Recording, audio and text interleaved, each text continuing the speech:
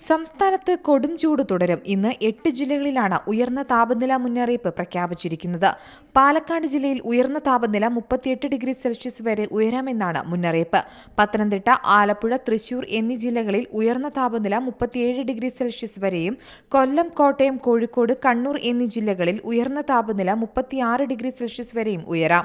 സാധാരണയേക്കാൾ 2 മുതൽ 3 degree Celsius വരെ കൂടുതൽ താപനില ഉയരാൻ സാധ്യതയെന്നാണ് മുന്നറിയിപ്പിൽ പറയുന്നത്. പകൽ സമയങ്ങളിൽ സൂര്യാഘാത സാധ്യതയടക്കം കണക്കിലെടുത്ത് ജാഗ്രത പാലിക്കണമെന്നും മുന്നറിയിപ്പുണ്ട്.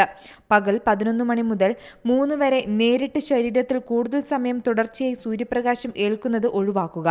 പരമാവധി ചൂടുവെള്ളം കുടിക്കുക. ദാഹമില്ലെങ്കിലും വെള്ളം കുടിക്കുന്നത് തുടരുക. നിർജ്ജലീകരണം ഉണ്ടാകുന്ന മദ്യം, കാപ്പി, ചായ, കാർബണേറ്റഡ് സോഫ്റ്റ് ഡ്രിങ്കുകൾ തുടങ്ങിയവ പകൽ സമയത്ത് ഒഴിവാക്കുന്നത് നല്ലതായിരിക്കും. മാർക്കറ്റുകൾ, കെട്ടിടങ്ങൾ, മാലിന്യ ശേഖരണ നിക്ഷേപ കേന്ദ്രങ്ങൾ തുടങ്ങിയ ഇടങ്ങളിൽ തീപിടുത്തങ്ങൾ വർദ്ധിക്കാൻ സാധ്യത കൂടുതലാണ്. ഫയർ ഓഡിറ്റ് നടത്തേണ്ടതും കൃത്യമായ സുരക്ഷാ മുൻകരുതൽ സ്വീകരിക്കുകയും ചെയ്യേണ്ടതാണ്.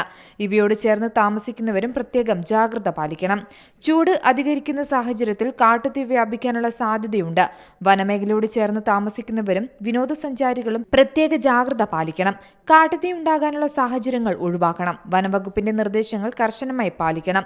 വിദ്യാർത്ഥികൾക്ക് ശുദ്ധമായ കുടിവെള്ളം ഉറപ്പാക്കേണ്ടതും ക്ലാസ് മുറികളിൽ വായുസഞ്ചാരം ഉറപ്പാക്കേണ്ടതുമാണ്. പരീക്ഷാകാലമായാൽ പരീക്ഷാ ഹാളുകളിലും ജലലഭ്യത ഉറപ്പാക്കണം. News desk Zee Malayalam news. പുതിയ വാർത്തകളും വിശേഷങ്ങളും ഇനി വിരൽ തുമ്പിൽ. എല്ലാ ഡിജിറ്റൽ പ്ലാറ്റ്ഫോമുകളിലും ഇപ്പോൾ സീ മലയാളം ന്യൂസ് ലഭ്യം.